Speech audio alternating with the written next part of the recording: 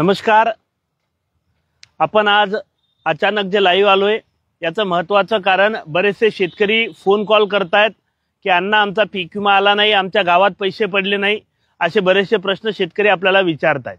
परंतु या प्रश्नावरती सर्वांना उत्तर देणं फार कठीण झालेलं आहे, म्हणून आज अचानक तुमच्या समोर लाईव्ह आलोय। मलाही माहिती आहे किती लोकांचे पैसे पडले तर म्हणून तुमच्या फोनाची गडबड होत आहे। आपण मध्यंतरीच्या मागच्या मंगळवारी राज्याचे कृषी मंत्री, आपल्या जिल्ह्याचे पालकमंत्री आदरणीय दत्ता मामा भरणे यांना मी भेटलो होतो। त्यांची आपली भेट झाल्यानंतर त्यांनी सांगितलं होतं लवकरात लवकर पीक विम्याचे पैसे आपण टाकणार आहोत। वाशिम जिल्ह्याच्या पीक विम्याच्या पैशावर सुद्धा आपण त्यांच्याशी चर्चा केली होती। आपल्या वाशिम जिल्ह्यात आता जो काल जे पैसे पडलेत किंवा आज जे पडतायत, हे जे पैसे पडतात हे लोकलाइज क्लेमचे पैसे आहेत आणि हे फक्त 6000 शेतकऱ्यांचे पैसे आहेत।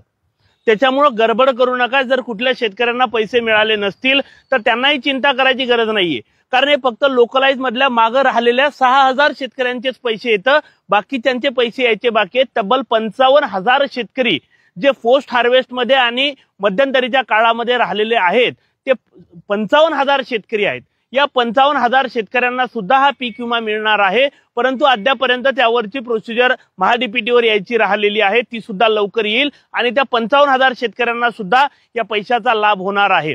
कारण हे जे पैसे आता पडले हे लोकलाइज मध्ये फार कमी शेतकरी आपले होते, ते 6000 होते। त्यामुळे गावागावातल्या काही लोकांना पैसे पडले आणि बाकीचे फोन करायला सुरुवात झालेली आहे की आमचे पैसे का बरं आले नाही।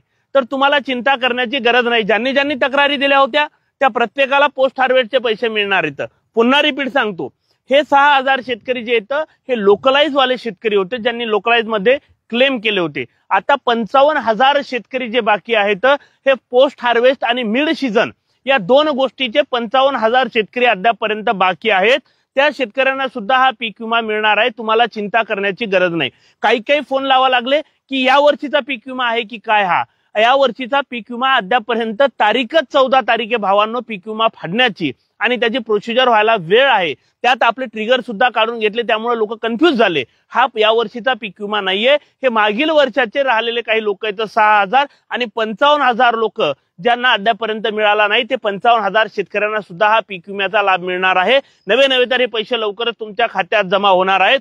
हे पैसे जोपर्यंत जमा होणार नाहीत तोपर्यंत आपण काही लढाई सोडणार नाहीये।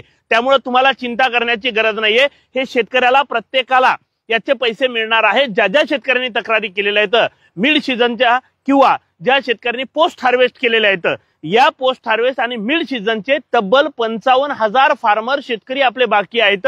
या सर्वच्या सर्व शेतकऱ्यांना पीक विमा मिळणार आहे। त्यांना चिंता करायची गरज नाहीये। राहिलं हे फक्त 6000 शेतकऱ्यांनाच पडलेलं आहे, त्याच्यामुळे लोकलाइजच्या 6000च होते आणि मिडचे 55000 आणि पोस्ट हार्वेस्ट हे शेतकरी बाकी आहेत।